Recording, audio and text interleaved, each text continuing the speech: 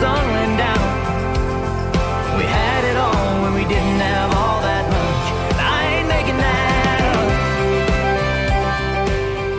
up. Welcome everyone to episode number 7. Welcome back to CNY Sports Authority. We are recording this on Saturday, March 29th, and we are approaching my favorite time of the year. We are approaching the spring season, but also just as a sports fan, I think this is the best time of the year. You have March Madness going, you have playoff hockey right around the corner, you got the Masters tournament next weekend, baseball has officially started. At the high school level, our spring sports has started. This is by far my favorite time of the year. Jay, how are we doing?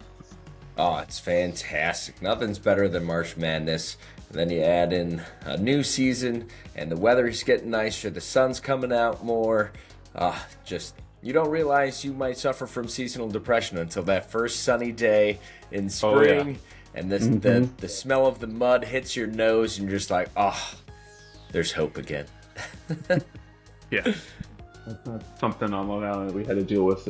Once it turns into spring, it's mud season first, then you get into spring. Yeah. This is very exciting. We've been pretty lucky so far with the weather.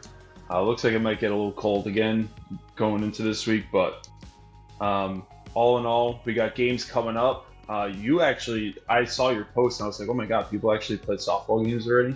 Yeah. Which was kind of crazy. But yeah, we got first week of, real baseball and softball being played. So for today, we're going to start to preview the seasons. We're going to get into some power rankings and all that good stuff. Just to start off, just throw out some shout outs here. We had the basketball state tournament, and that was all figured out. Unfortunately, Liverpool girls did not take home the championship. They lost in the state finals for girls AAA, but congrats to them on a hell of a season. Sackett's Harbor boys team made it to the state semifinals and lost to the eventual state winner, which was Panama. So congrats to them to making it another deep run into the state tournament back-to-back years. Cooperstown girls, they made it to the state semifinals as well. With their core and their young girls, tearing it up already. Their future is bright. Section 3 as a whole did pretty good for the state tournament, but we had 2 state champions. For boys, it was the Marcellus boys basketball team. Took home the Class B championship. They beat Woodlands from Section 1, so congrats to them for another deep run in the state tournament, this time bringing home the state championship. And then last but not least, the Lafargeville girls basketball team won their first state title in school history for the Class D. So from all the way down to AAA down to D, the Section 3 did very, very well this year in the in the state tournaments.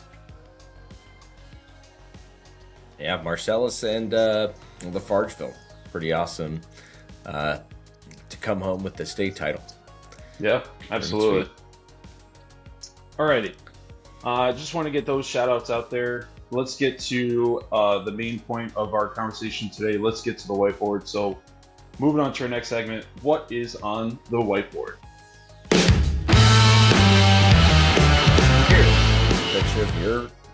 Here, your rankings for Class D are power rankings. This will be coming out today too.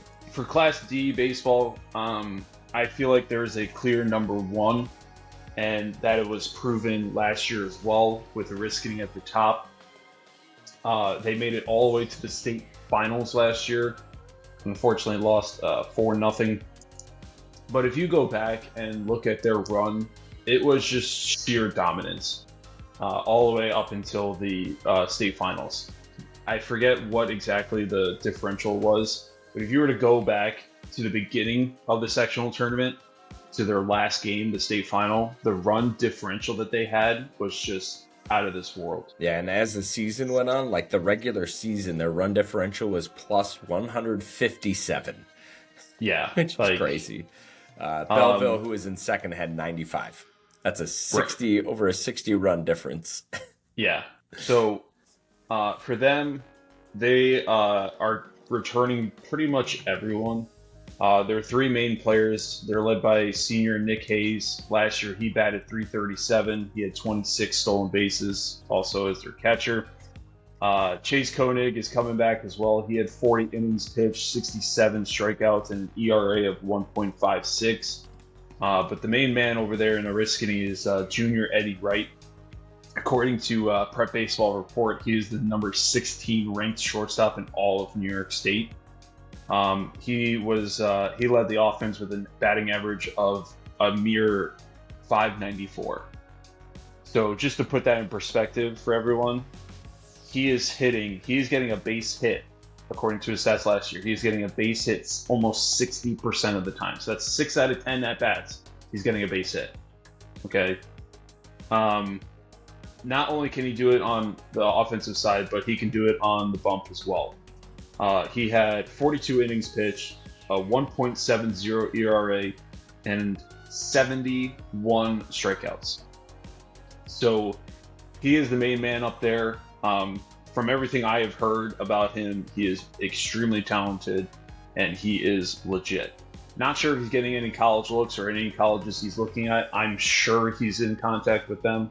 I'm sure he's playing baseball in the summer for whatever travel team. The Skyhawks are legit. But in terms of baseball, never say never. Nothing is guaranteed. Who knows what can happen with the bounce of the ball. But for me, going into this season, Oriskany is the top team to beat.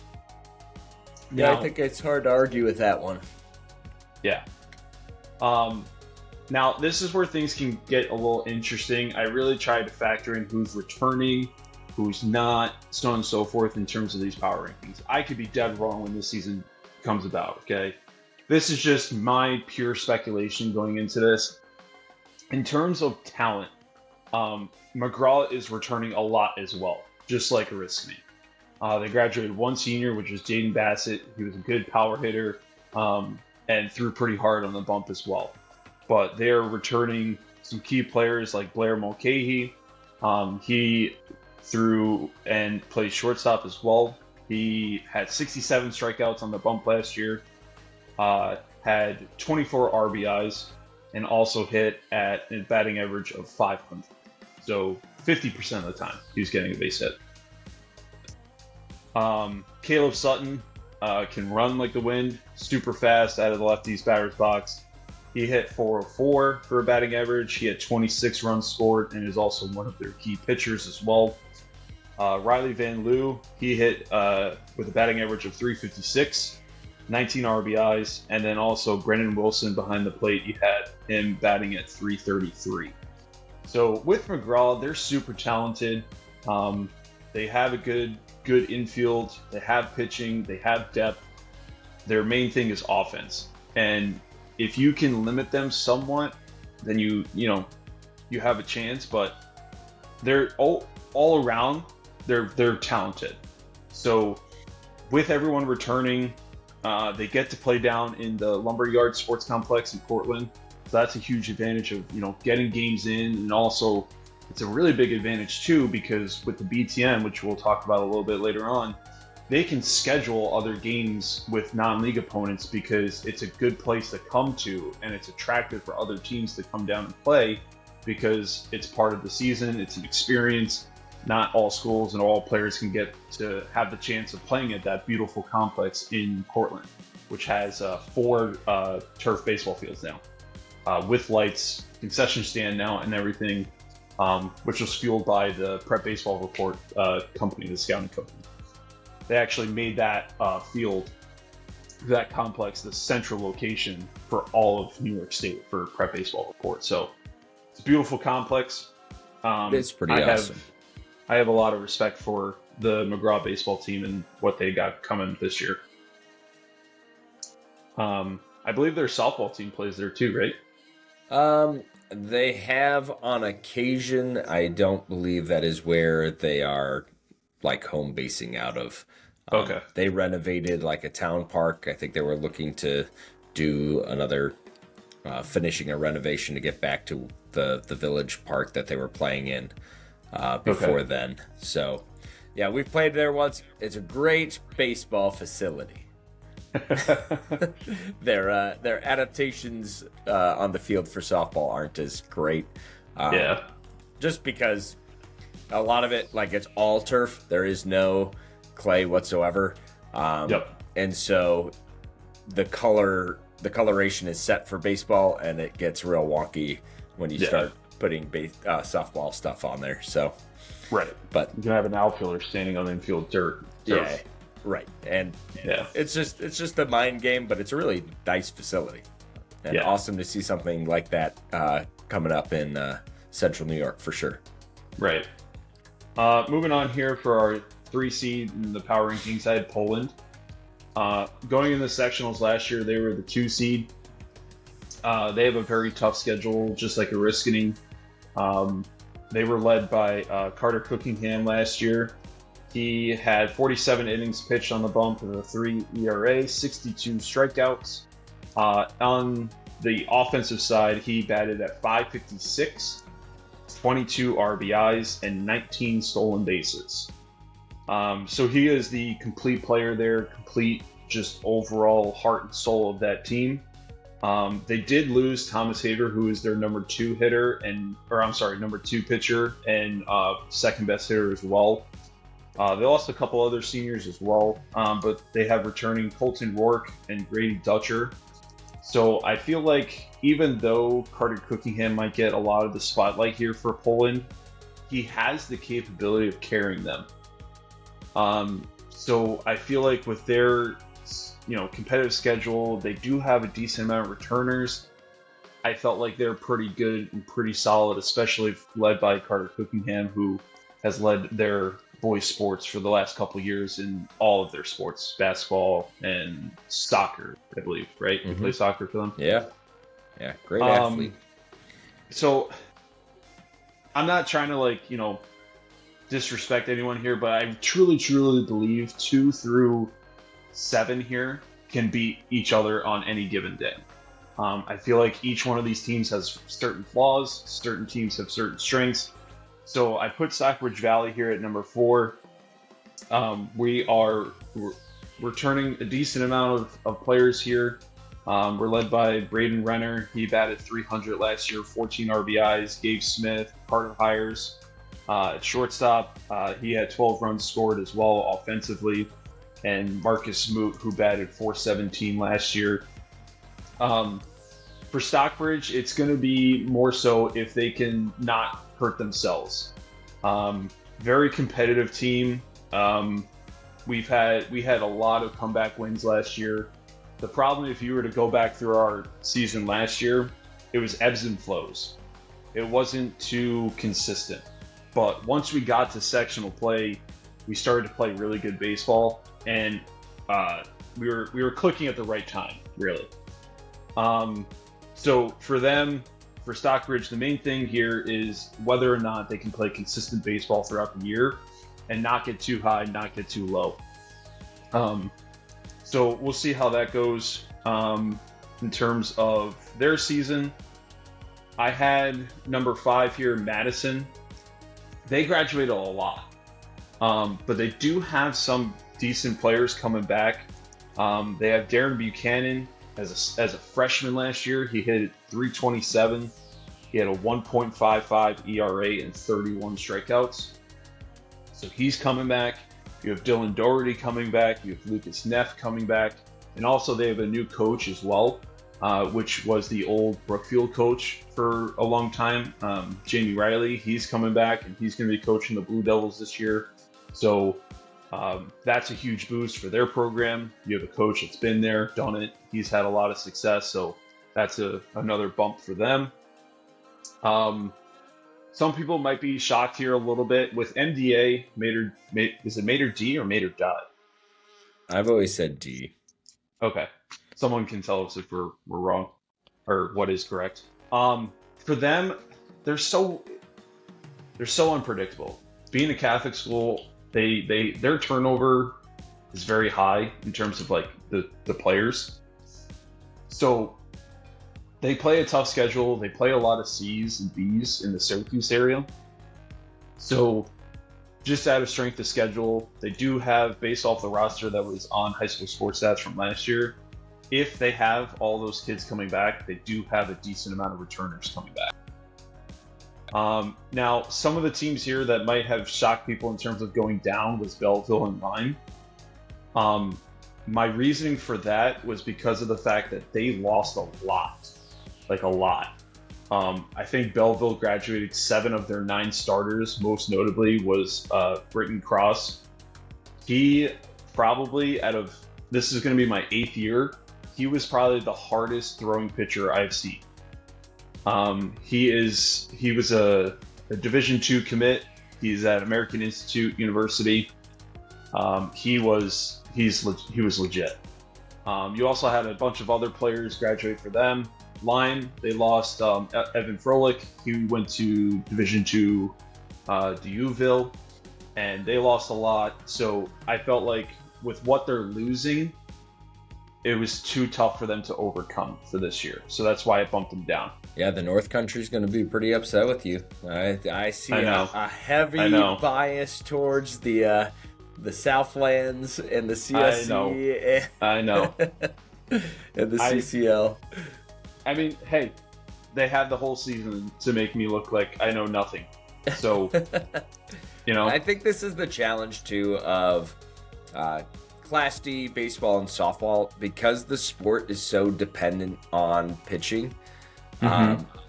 It's so hard to do these preseason rankings because you have no clue what's in the pipeline coming up. As a coach, you're going to rely on your main arm, your ace, more than anything else. And those fringe ones that are coming up, you're not going to put in the limelight or stressful situations. So you really just don't know.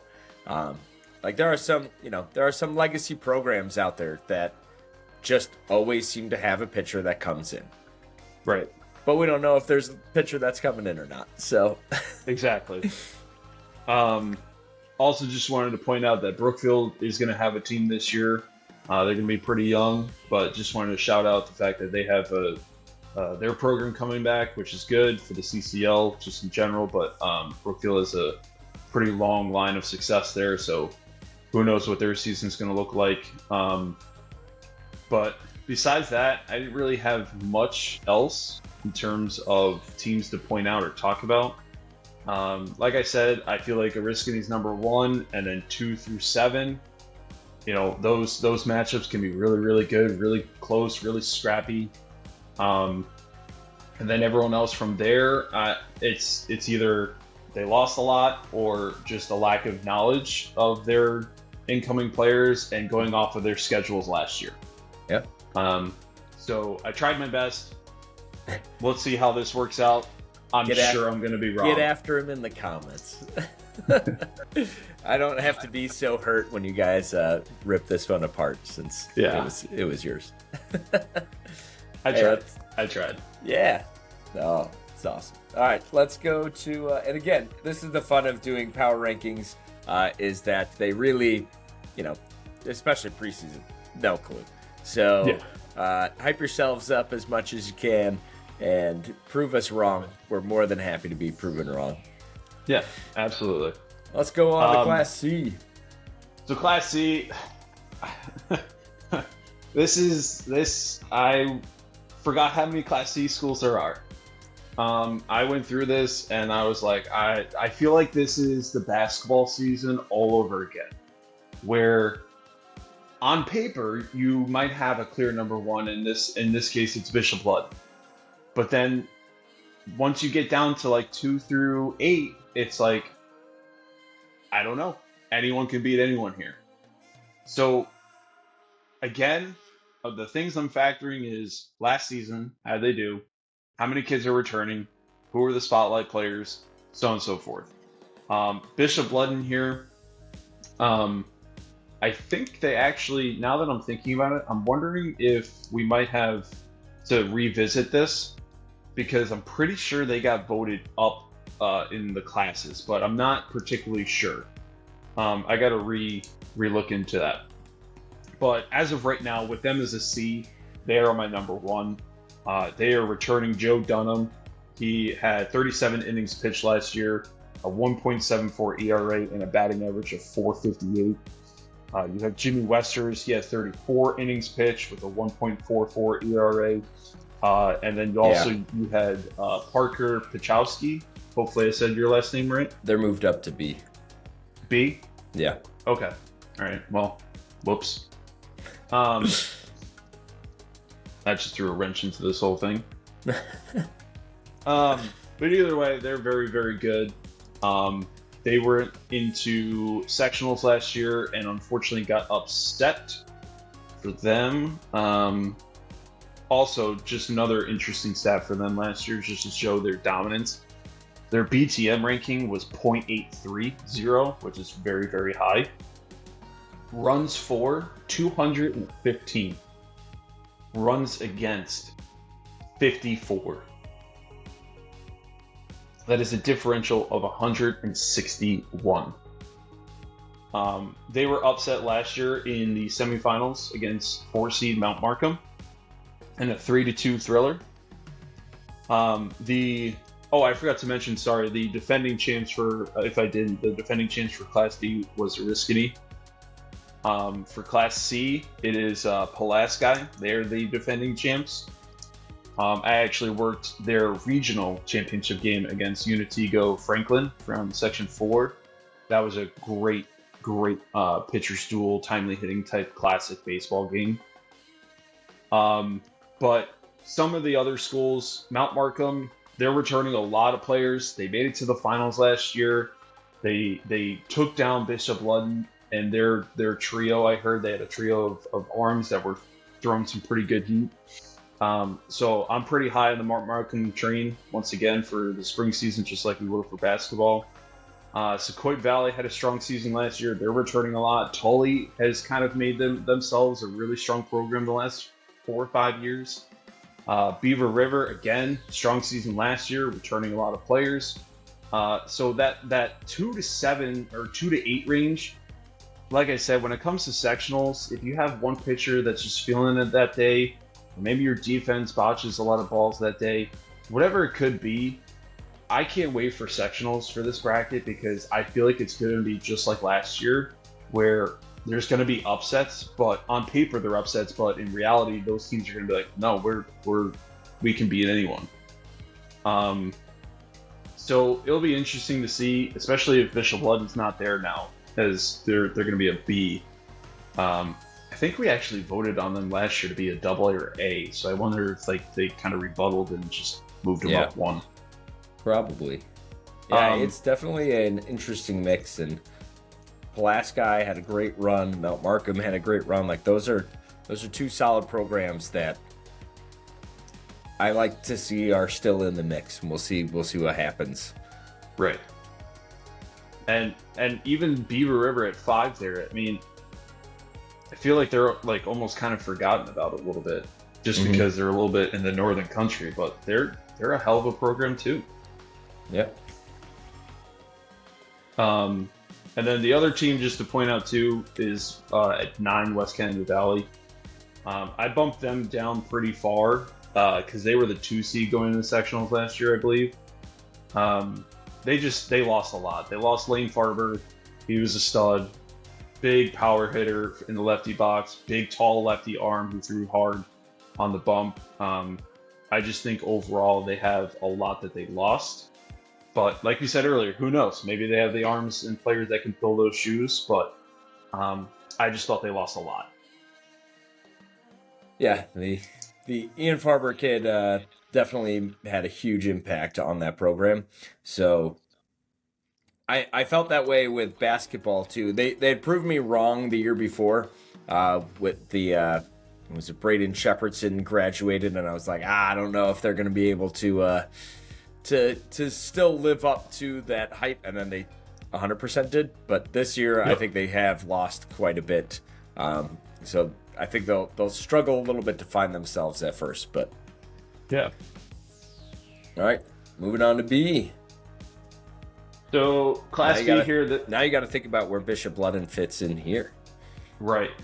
So, now this is a very interesting class here because one of the things that we're going to talk about with the BTM later is the fact that I feel like for baseball particularly, the BTM struggles. And it's because of the fact that you could have that one bad day and it shows up during sectionals, right? The best thing with baseball is playoff baseball, and anything can happen on any given day and anyone can be beaten. This bracket, if you were to go back and look at this bracket here, it's out of this world. You had number 16, Jordan Elbridge, who had 4 wins on the season, beat the number 1 seed, Holland Patton, 2-0. Now, with that, if you look back, Holland Patton had an overall record of 9-10. Now, I think that 10th loss is their sectional loss there, so just call it 9-9. This is what makes the BTM not look good, right? You had the second round here with 16 Jordan Elbridge and Little Falls as the 8 seed, who is the defending champ in this section or this class, and made it to the state semis. In their matchup, 16 against 8, it was 11-10 final. So this bracket here is extremely unpredictable. Now, I'm not saying an upset like that is going to happen again, but with Phoenix and the season they had, I feel like they're the team to beat here. Now, incorporating Bishop Ludden, I would put them... This is just right on the spot here. I would put them probably underneath Loudville at the 3 spot. You could argue 4. But with Phoenix here, they have their ace coming back with Ty Corey. I saw him pitch in the semifinal matchup last year against Loudville.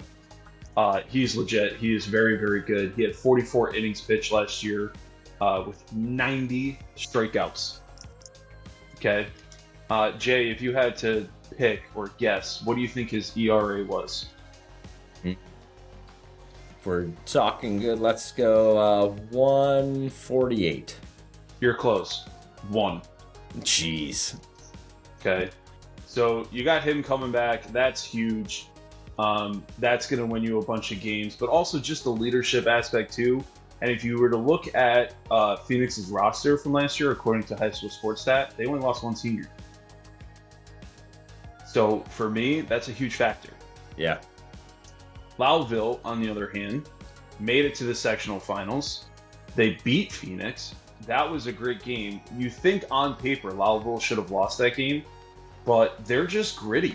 They're super, super competitive. They're nothing fancy, and they just compete. And they're in the same boat. They only lost 1 senior. They had a starting 8th grader, Bryson Valeri. I think that Loudville is coming back. They're going to be ready to go. And I think they're going to be a team that nobody should be messing around with. I think they're going to be really, really good. Their ace, I hope I'm saying your name right, Dominic Swearnick, he had 56 innings pitched, and he had a 3.3 ERA with 71 strikeouts. And then is his brother, I'm looking at the roster right now, number 11. And then his younger brother, Devin, was a sophomore last year. He's coming back. 36 innings pitched, 55 Ks, 2.73 ERA.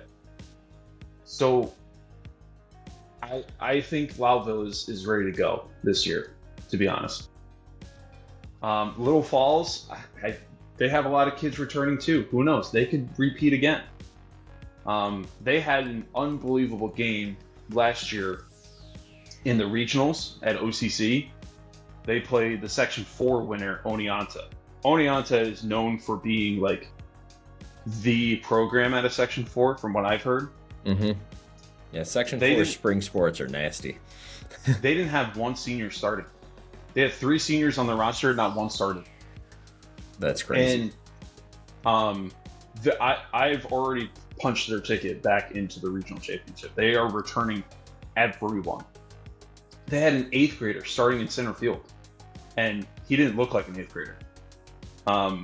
And I just feel like they're going to come back. So, again, yeah, Canistoto, who had a strong season last year, Clinton making a deep run into sectionals, Holland Patton, I don't know. I honestly don't know. I don't know if it's just you guys had a bad day last year, and that's what caused you to lose in the first round. I honestly don't know. But with this bracket here, this is going to be now even more interesting, factoring in the fact that Bishop Ludden is now in the picture. All right, let's take it to Class A. Class A, JD is your defending champ. I believe they lost in the regionals last year. I forget who they lost to. But you want to talk about some good baseball, this is some good baseball here. JD's got a bunch of players here that are getting college looks. I forget who some of their players. I've seen clips of them on Prep Baseball Report. West Hill, strong program. They're returning a lot. They lost their ace last year, who graduated. I forget his name. He was a hard-throwing lefty. Camden, they were good last year. Strong program. I also heard they just got their field redone. Did you hear about that? No. I think from what I've heard, it's a brand new multi-purpose turf field. Cool. With lights. So that's Nice. pretty awesome. Great for the Blue Devils. Yeah, they're actually the host location this year for Class C and D baseball, Awesome. which usually is at Renane, but they're really still redoing under that one. construction. Yeah. Yeah. I drove by that the other day and was like, whoa. Yeah. I got Cortland there at number 5. They're led by Caden Albright. He's a SUNY Binghamton commit. Really, really good baseball player. His younger brother Cal is also really good. He's getting college looks. Cortland is a program that has had sustained success for God knows how long. Got Owen Johnson there too, Zach Muir as well.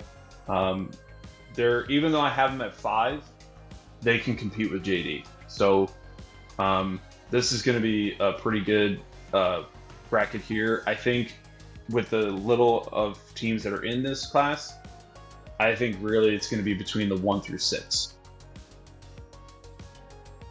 Yeah.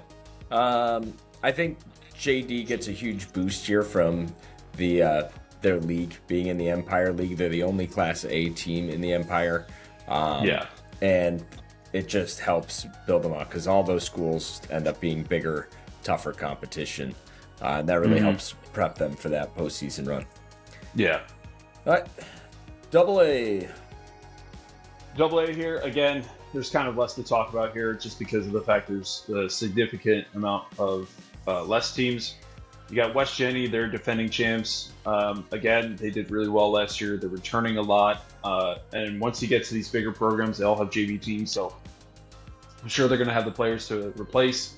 I got them and Whitesboro going 1 and 2 here. Some people might be a little surprised with the Auburn ranking at 3, but they had a deep run last year. They gave Whitesboro a scare during the semifinals. They only won, I think, 6 games last year, but they're returning everyone, and they've obviously shown that they can play good playoff baseball. So I feel like all the momentum that they had last year, and with the experiences and learning from it, I feel like they can compete this year. And then from there, after that, I mean, this is kind of a guessing game, really, with these bigger schools. It's who knows who returned, who they lost, if they have any, God forbid, any injuries, knock on wood, that doesn't happen. But who knows? Who knows? Yeah, the other annoyance that I get is that the bigger the schools, the less they seem to use high school sports stats, which just drives me bananas. Which I know that Section 3 emphasized to all Section 3 coaches this year to really use high school sports stats more, because Section 3 made a pretty big investment into high school sports stats. And they should. It correlates all of the stats for easy consumption for all media sources. Like, that's...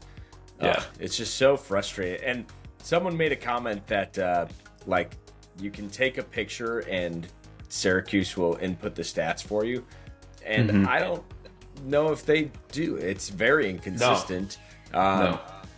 a bunch of the stats that I found were horribly inconsistent when it came to that, and it's just everything can be in one spot. And one thing that I've noticed is the smaller schools have really bought into the high school sports stats,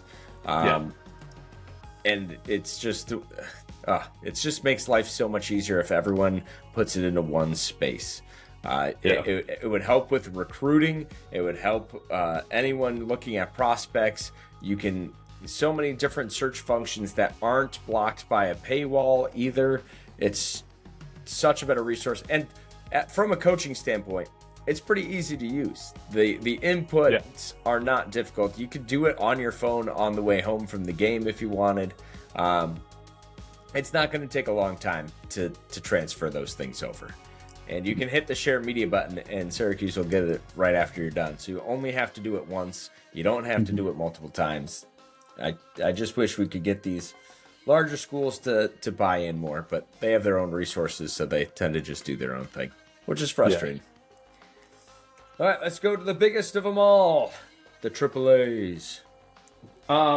So I feel like this is a guessing game here with like particularly with Proctor and Liverpool. I think you can probably argue that either of them can say that they could be the 4 or 3.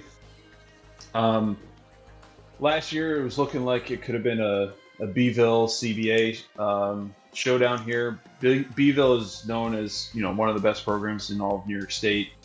They have a lot of history of producing a lot of Division I, even some MLB talent as well.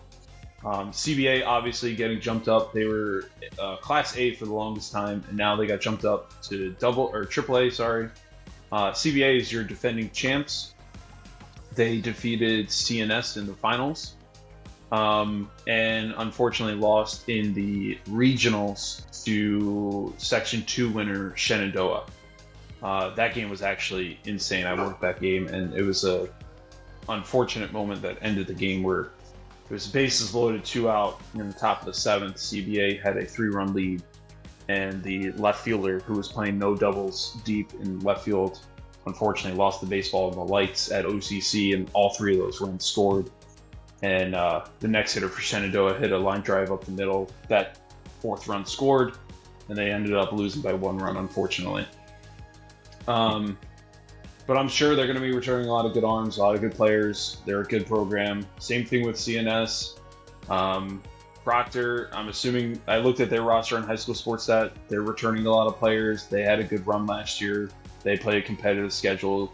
Even though they play smaller schools like Whitesboro or New Hartford, schools like that, even though they're smaller, those programs are very good and can compete with these AAAs as well. So from here with these AAAs, with Proctor, Liverpool, if you want to debate those, go for it. But from there up, it's a guessing game. It becomes really good, talented baseball, and it's going to be who's going to make the simple plays when needed most and who's going to hit that day, really. Yeah.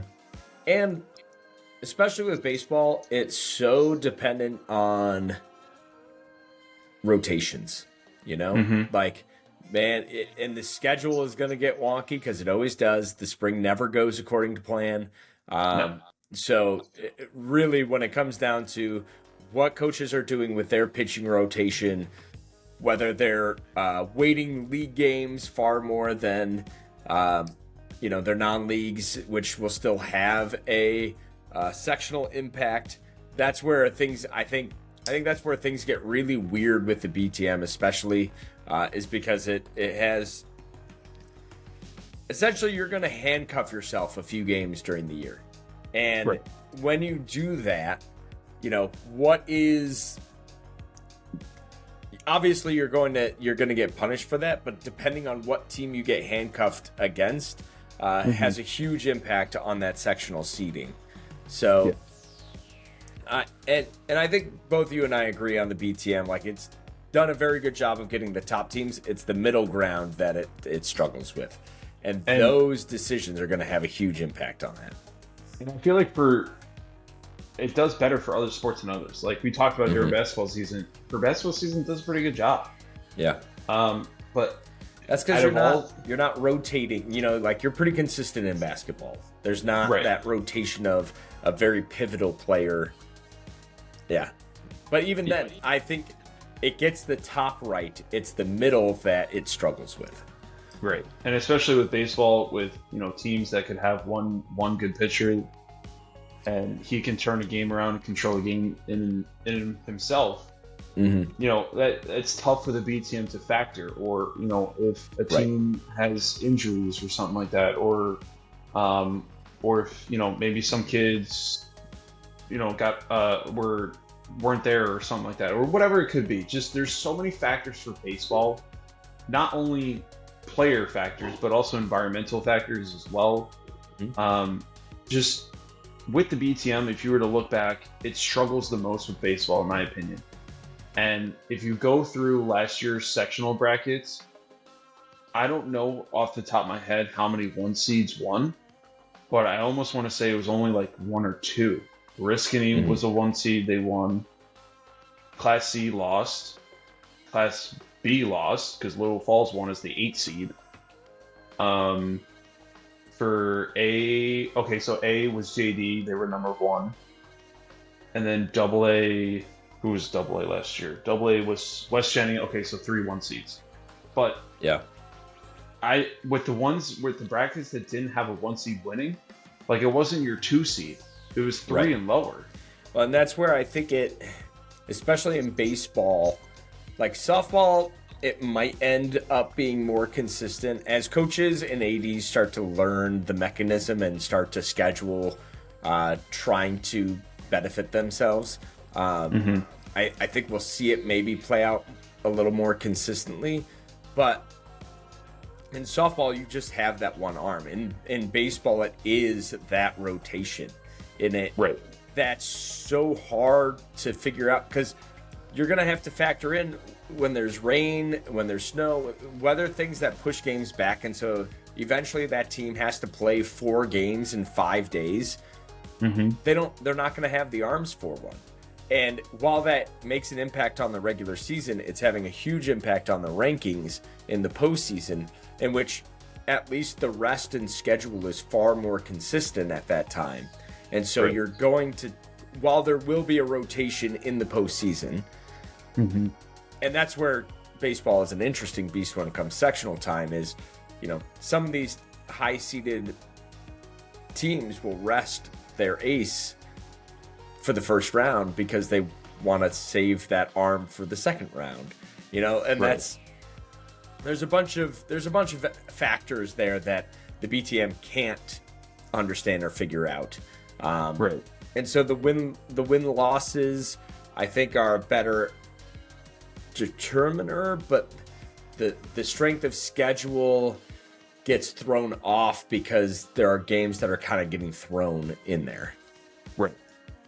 And the other just point of criticism for the BTM is for us coaches, when it comes down to scheduling, like obviously you're going to have your league games. You're going to have your 2 league matchups.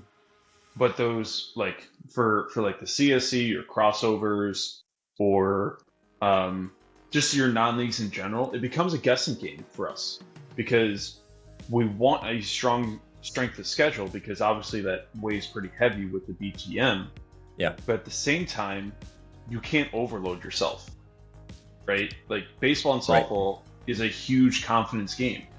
You might need a game where you kind of recoup, right? You kind of have that bounce back game. So like as a coach, you're trying to strategizing and you're trying to guess at the same time. So like you think you might have a strong schedule, but then it comes playing and you might finish with 11, 10 wins, 12 wins, however many wins, but you're like a 6 seed. Yeah. Yeah, I think it's interesting too, because as we transition to the next whiteboard point of softball, there's some very differing strategies in scheduling now. And you're going to get these schools that are able to branch out, and they're going to be a major nexus point for the BTM. And almost all of these rankings are going to be based on that one team's performance against all those different schools, because since they were the ones to reach out and schedule against all these different leagues, that's what the BTM is going to use to weight all of that league against all of the other league. and it's going to make this really interesting aspect of, this one team plays a huge factor in everyone else's seeding, and your games and stuff might not matter. And in CNS for softball, I know they've pretty much scheduled their league schedule, and then they have a full schedule outside of Section 3. Yeah. Almost everybody else that they've scheduled is a different section. So it doesn't affect their ranking, and it'll only be based on their league. And then how their league does in comparison to the others is going to have a huge influx of information on them. Like theirs is going to be far more volatile because there's less information to pull it from, which I think is an interesting factor. And I think moving forward, you bring up out of section opponents for baseball and softball. If you win that game, I feel like there should be a value for it. I understand it's out of section, but there should be just a cookie cutter value of, did you win the game or did you not? Yeah. That's it.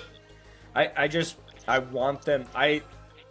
For the power rankings this year, I don't know if I'm going to do it for baseball because it took me forever long to do it on softball.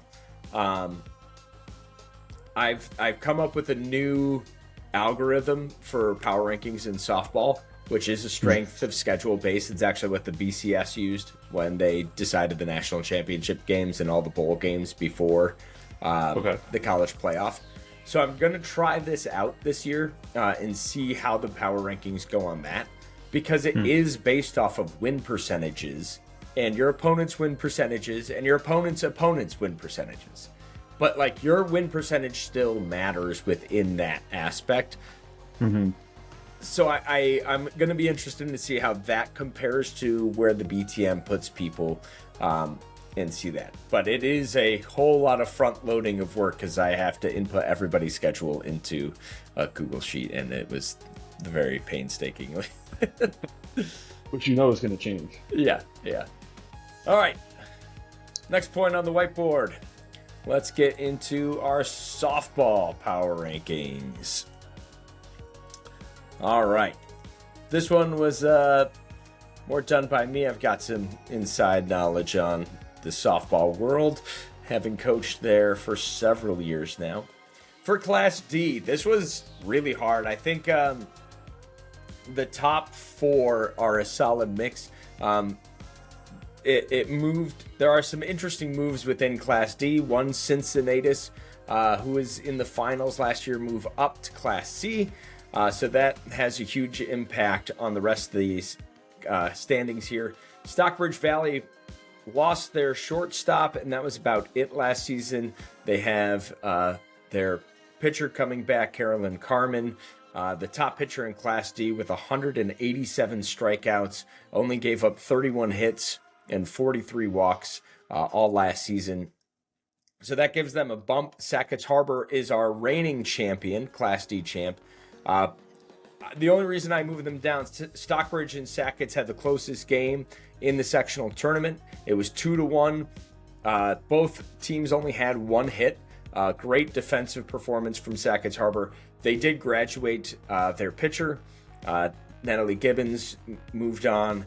So I believe Maya Mattis will most likely be moving into the circle for them. And man, she is an absolute stud of a shortstop.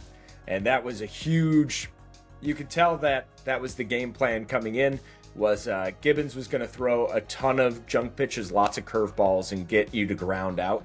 And that ground ball, or if you were trying to bunt, was going to go to either Peyton Britton or Mattis on that left side of the infield, and they were throwing you out. It was the best defense I've seen in quite some time. There was just no room for any mistakes out there, and they did not make a single mistake.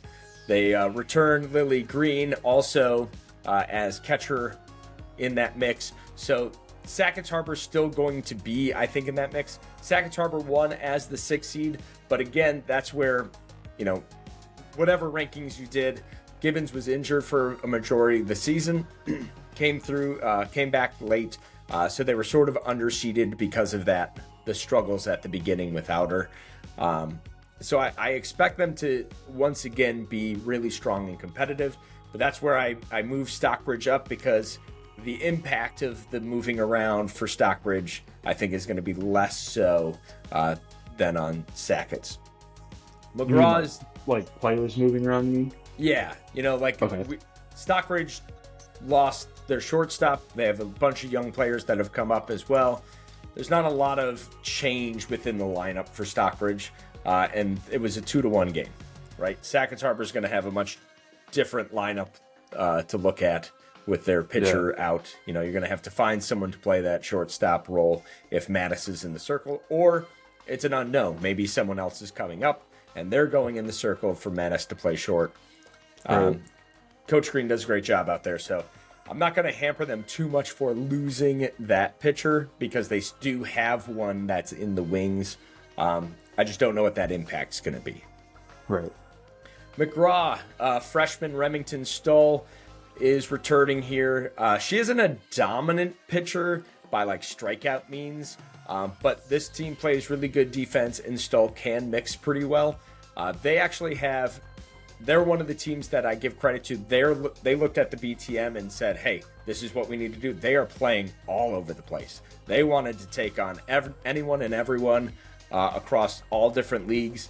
So they're going to be one of these Nexus schools that the CCL is either going to benefit from them playing everybody, or the whole CCL is going to kind of get punished from them playing everyone. But I do think they're a pretty solid team. They did lose a few players last year, a few bats that they're going to have to replace, but Chris Terwilliger there has definitely bought into, and I think McGraw has really bought into building a program as a whole. So I expect some good things from them this year. They play Hamilton this season, so we'll see how that ranks out, because Hamilton I do have at number 4. Sophomore Ellie Freeth is hoping to make it through maybe her first season without an injury.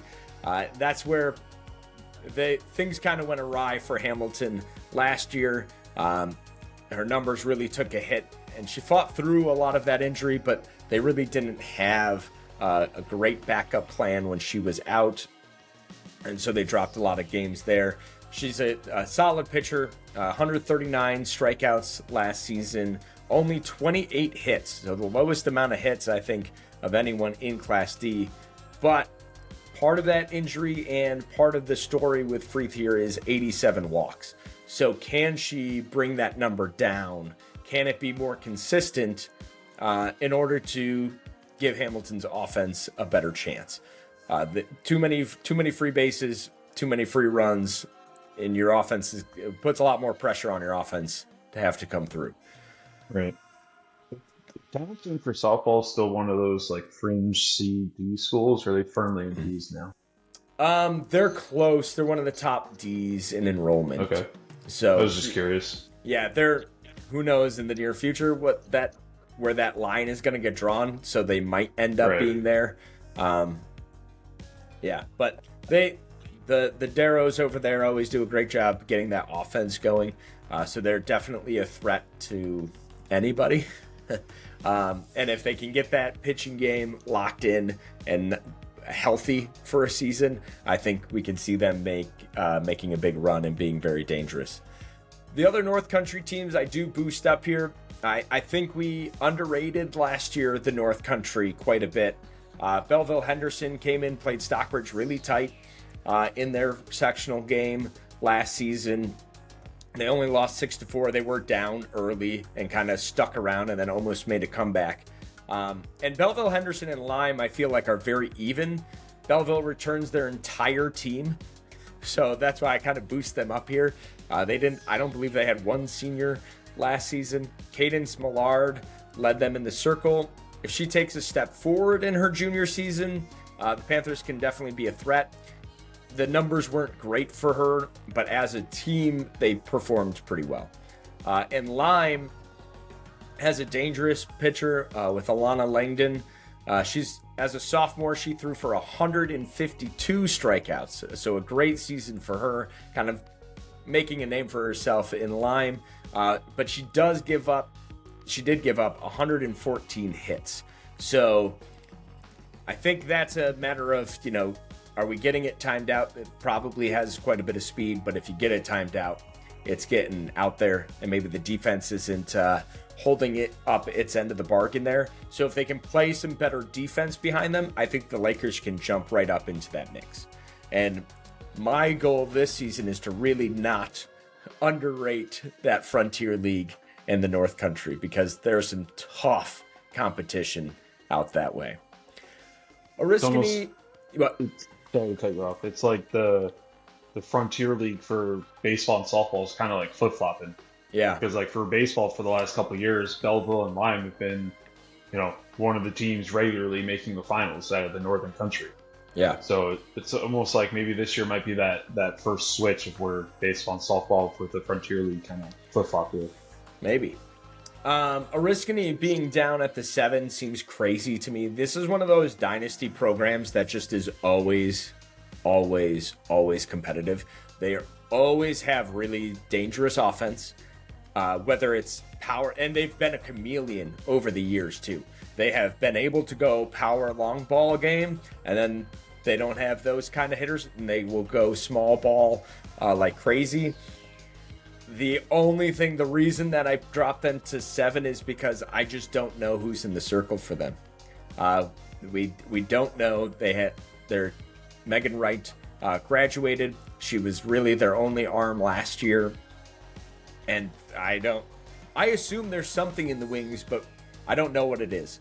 And so because they were the team that I had, the only one that I didn't know what was coming in, that's where I put them in. And so I do think this one is very close, 1 through 7 especially. Really tough 1 through 7. All these teams are in the mix. Poland should not be left too far behind. They're always in that mix as well. It's a very dangerous team. Maddie Haver is just lightning quick on the bases, so they're going to put up at least 1 run if she gets on. And you just got to do your job to not let her get on. And then from there, Lafargeville, not too much known about them. They're always a pretty decent team. Brookfield lost Kylie Cucci, but does have Mallory Wilcox in the circle, so we'll see how they go. The sad thing to me, Dolgeville didn't have a program last year, so that's where they're at the bottom. And I'm surprised to see them in the T's. I don't know what the line is. I don't know what's going on with Dolgeville. Yeah, because I'm pretty sure if they have a team for baseball, they're supposed to be in the B's. In the B's, yeah. So that might be incorrect, so I'm going to double check on that based on the Beds numbers. That might just be a high school sports stats snafu. Yeah. But they didn't have a program last year regardless. So whatever class they're going to be in, that's where they're going to end up. And unfortunately, Otselic Valley, Town of Webb, and Remsen don't have programs this year, and we hate to see that, especially in our small schools, us losing programs. But Yeah. DeRuyter hasn't had a team for a few years now, and so the CCL in softball especially is struggling with the loss of OV there. That's 4 games that have been taken off the table, definitely making it harder in the CCL to get around. The CSE plays a lot of those games together. They don't have a ton of room for out-of-league opponents since they play within their division and then they play crossovers with other divisions within their league. So their scheduling is very full. But yeah, that's what I see for Class D at least. As I'm listening to you talk about your rankings, I'm like now growing the thought where I'm very intrigued to see how close we are. And like how right or how wrong we are. Oh, yeah. When it comes down to sectionals. Yeah, it's fun looking back and going, wow, so far off.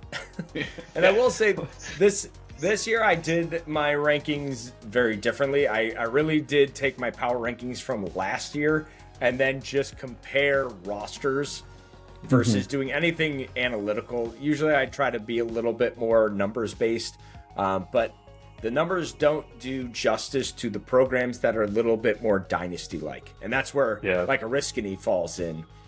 They're a little bit more consistent performers, so it's hard to knock them when you know that there's just kids coming up in the pipeline there. All right, moving on to Class C. It's gigantic. It's our one of our biggest divisions here. Sandy Creek is up top, and Yeah, they're up top. That's Okay. They lost two great hitters in Julia Hollister and Scout Preston, but they returned both pitchers. They use a duality of pitchers in the circle. They're returning 4 players that are hitting over 400. Jeez. Michaela Glazier and Madden Soluri are in the circle. Glazier had a 1.28 ERA, and Soluri had a 0.98 ERA. So they have a two-headed monster in the circle. It does not matter who they throw in. They can mix them in the middle of the game. They're good. They're real good. And when you put, when you're holding a team to about 1 run and you've got 4 players hitting over 400, I think you're going to win the majority of your games.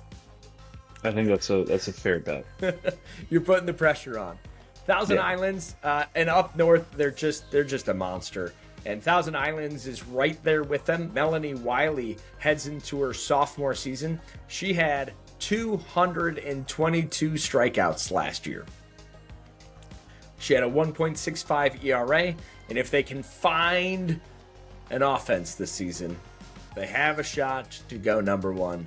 But that's sort of where they're lacking. It's can they get that run production going in their lineup?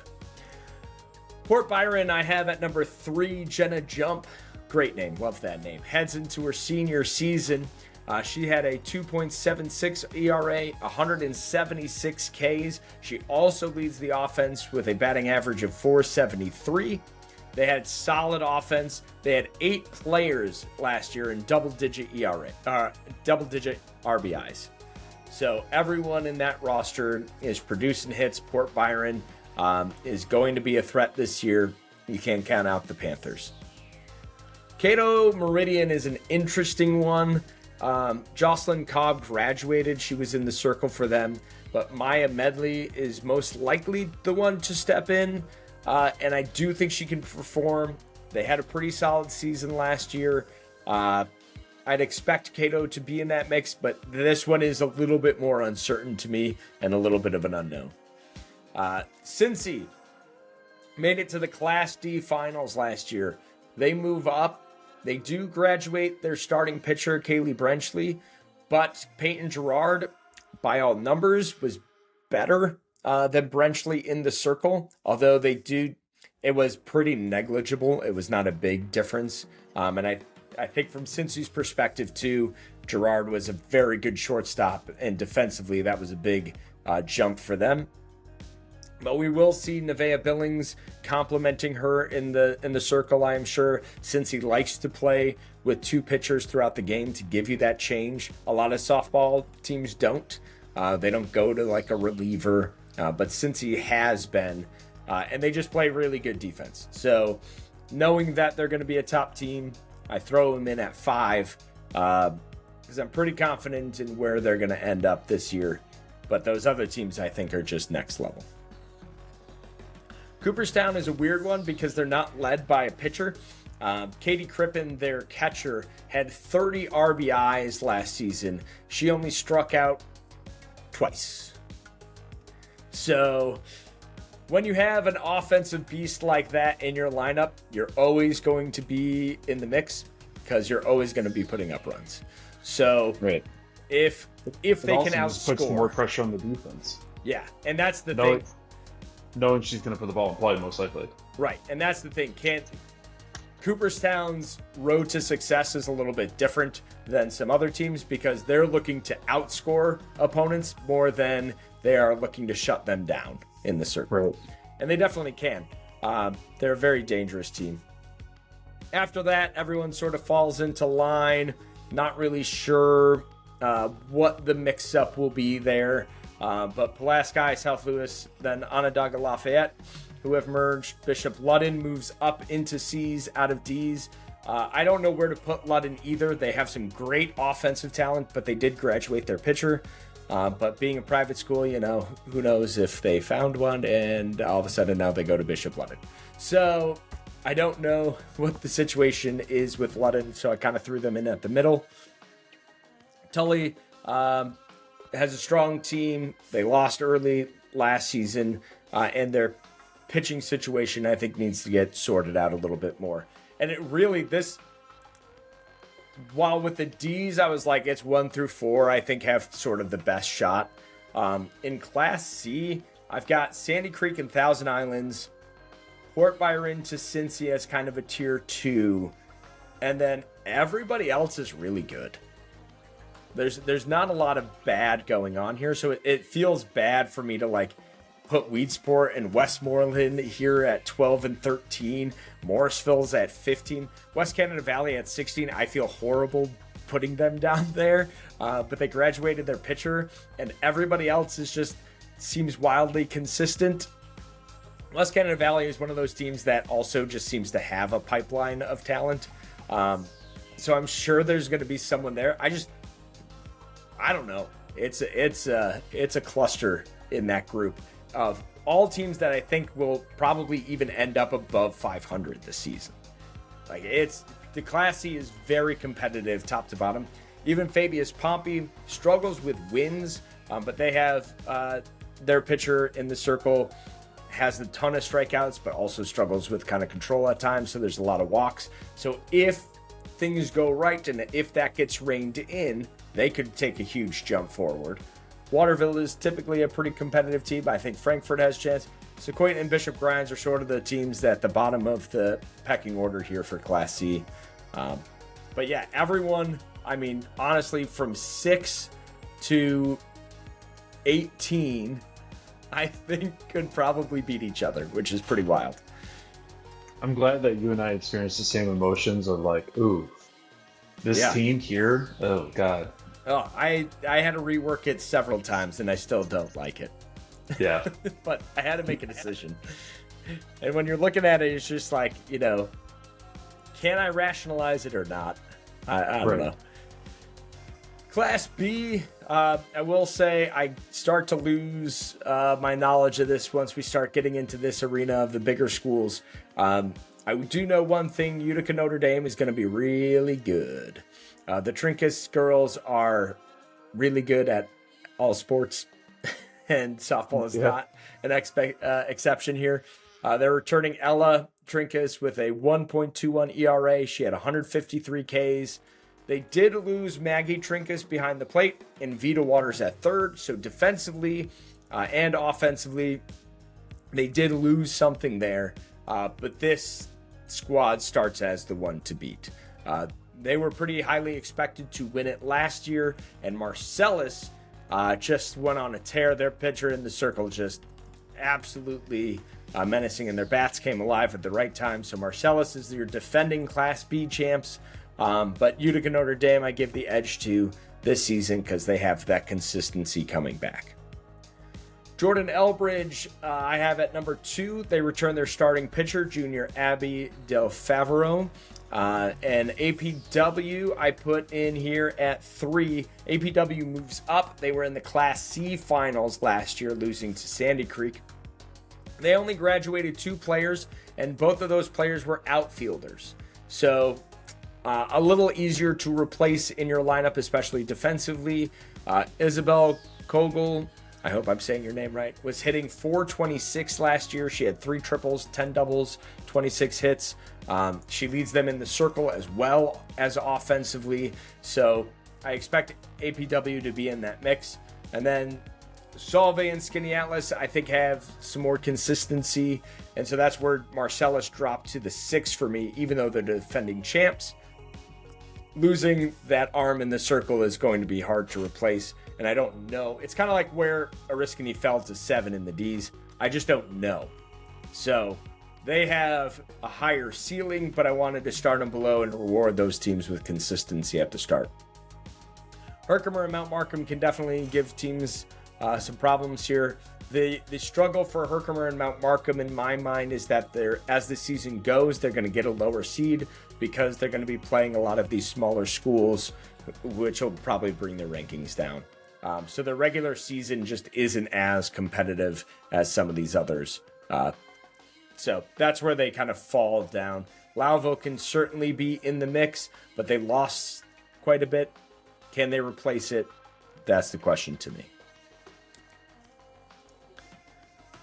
Moving on to Class A, Camden. This is where I really got stuck because the information here is severely lacking from A to AAA, and you just don't know. The same thing you said in baseball. You know, all of these programs have JV teams. Well, not all, but most of these programs have JV teams, and you just don't know what's waiting in the wings. And so I'm assuming there are some programs here that, yes, they may have graduated their starting pitcher, but their number 2 pitcher may not have been on the team at the time. And their number 2 pitcher may have been their JV pitcher to get her reps and get her throws and get her the feel of the game. So who knows what's going to step in. So there's not a whole lot of mix here to me. I go Camden, South Jeff, Jamesville, DeWitt, New Hartford. I think that, and then Chittenango. I think those top 5 are really competitive, but I do see Camden as just being that dynasty powerhouse that kind of retains that for the start of the year at least. CVA, definitely in the mix. West Hill, CBA, Cortland is strong. All of these teams are pretty good. The only easy choices I guess I had were that Indian River and Homer and VVS struggled last season, so I got to put them down there easily. Everyone else, oh man, it's tough. This was a really tough one to come up with. Game, really, at that point. Yeah. Going to Double A, same thing. Whitesboro defending champs, and no one was really that close to them last year, so I give them the edge again to just repeat through that line. West Jenny, then Auburn, Oswego. Oswego does return their talent. They have a very good pitcher in the circle, so Oswego I think could definitely be in the mix here in that top 4. Central Square, ESM, and then Watertown. Watertown really struggled when it came to tournament time last year, so I did bump them down. Their ranking was pretty high. They play good teams, but they do play smaller schools, and the contrast in that and from like other sports, while Watertown will play Sandy Creek, and Sandy Creek is a phenomenal team, the difference when you build up in classes here is depth. And I think in baseball and softball, that depth is really important because that depth manifests itself in the batting order. So I feel like at the Class D and maybe even C level, you're probably trying to hide one or two bats in your lineup. Yeah. You're looking at like, well, maybe I want my 9 hitter to turn things over, so my 9 will be fine, but that 7 and 8 spot might get a little sketchy for me, and I don't really. If they can get on base, then it's a huge bonus to us because I'm not expecting a whole lot. Yeah.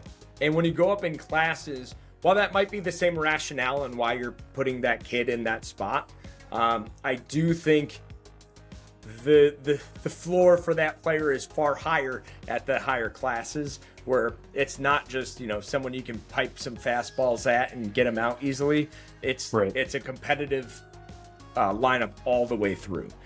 I remember playing when I was at Richfield Springs. We played Cortland, and we played them really tight, but it was just once it got to the end of the lineup, as we got through the game, we just didn't have enough staying power. They could mow through the bottom of our lineup. We could not mow through the bottom of theirs. And so fatigue takes over and you just don't stay. And I think that's kind of what happens with Watertown here. It ends up not being as competitive throughout the season. Yeah. At the Triple A's, Liverpool and CNS remain at the top. Liverpool did get CNS last year, and Liverpool are the defending champions.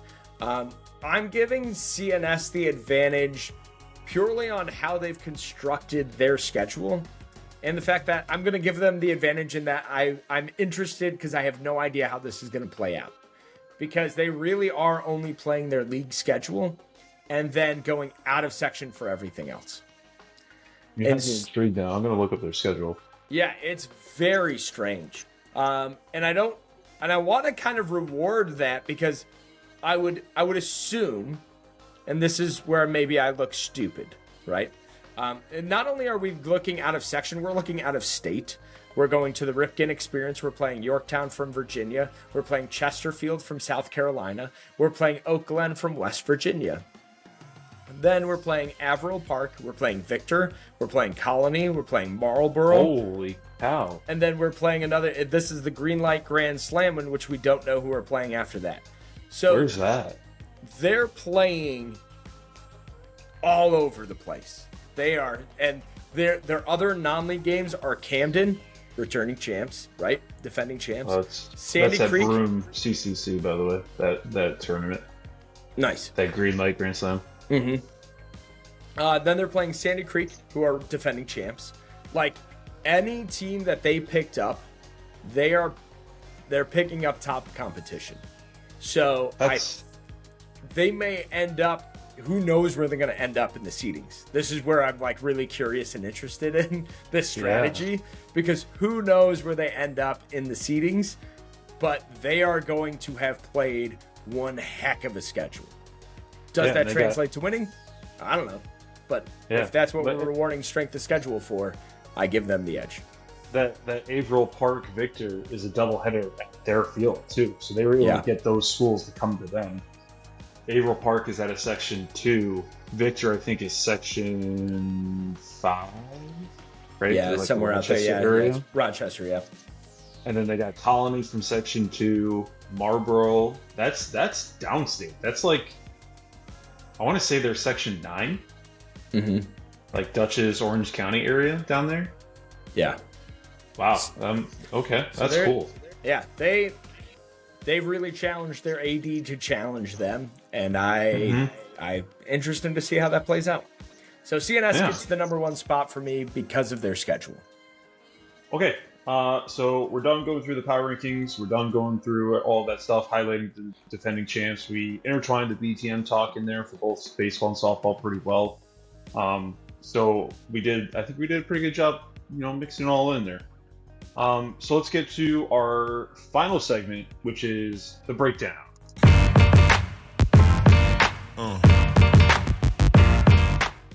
I have one for you. Okay. It is based upon the sport leagues, the four main sport leagues, so NBA, NFL, MLB, NHL. Okay. Okay.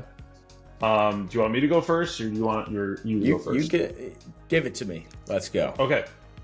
Across those four sport leagues, those four major sport leagues, what sports teams have the same mascots?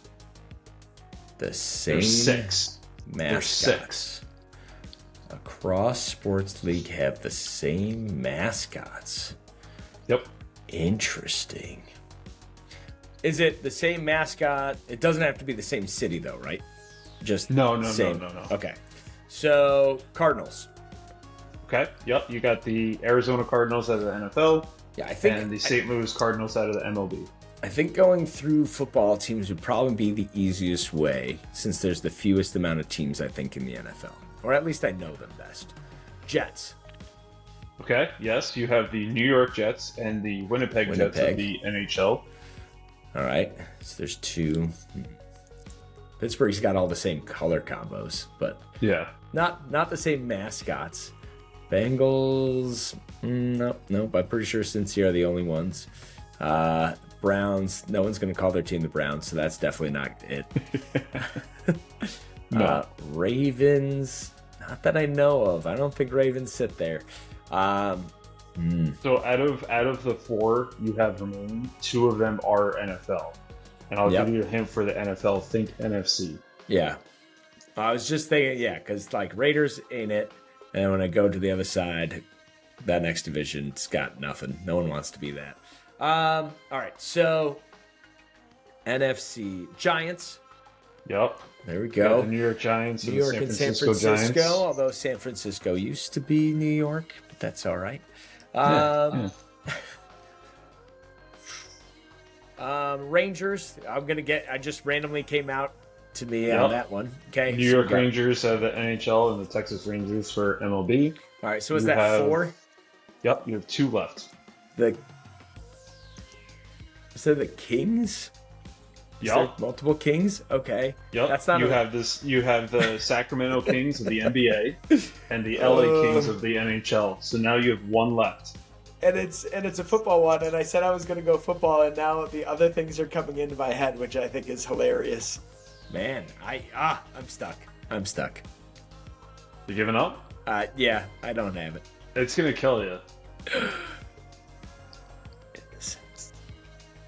Nah, you just gotta give it to me. The Panthers. The Panthers. Florida Carolina. and Carolina.